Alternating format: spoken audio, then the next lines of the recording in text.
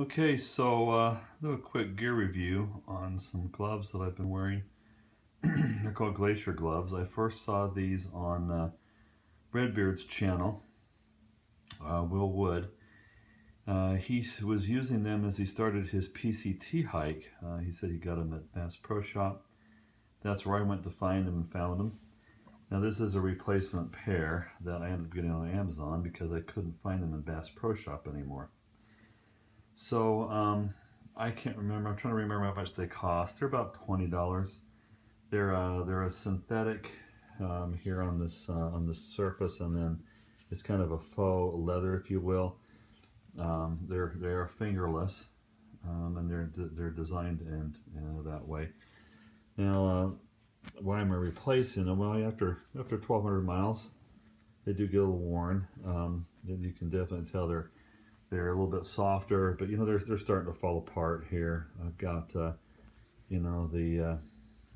seams are coming apart. More of them are coming apart. It was to the point where I bought some before I left. I just had my wife send them to me with the credit card replacement. But I like to wear. There's not very many people that wear gloves. They do give you a little farmer's tan where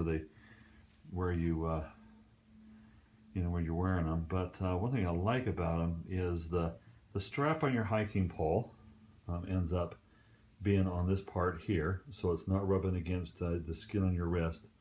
And also where you're kind of here where the thumb is, it allows you to develop a little callus there without getting a blister. I mean, you're still going to get a callus, but usually you won't get a blister if you're wearing the gloves. One thing I found out when I first started out is even with the glove on, with my old hiking poles, there was a tendency to right by the thumb here, where the pole would constantly touch my skin. It would dry out and it would start to crack where that callus was that I was developing. With this new set of poles they tend not to do that. So I use them. I like them. I get a lot of looks. A lot of sometimes comments like, "Oh, nice gloves," or "Oh, you're wearing gloves," or "Wow, you're wearing gloves." You just gotta, just don't care. I like them. They serve me well. I can see why Will would wear them in the desert to protect the top of the hands, because the top of the hands are getting exposed to the sun all the time, and you can end up with some pretty good sunburns on the top of your hands. So, and I've had skin cancer once. So, what score do I give the Glacier Gloves here? I give them an A. And obviously I bought a new pair of them. I like them. And these, do they have another 100 miles in them? Yeah.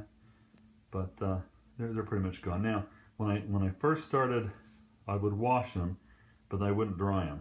Okay, I let them air dry. Then a couple of times I forgot to tell the hostel person to pull these gloves out. They ran it through the dryer, and you know what? They kind of seemed to work just fine. Maybe they would have held up another 200 or 300 miles if I hadn't have run them through the dryers, but it's hard to say.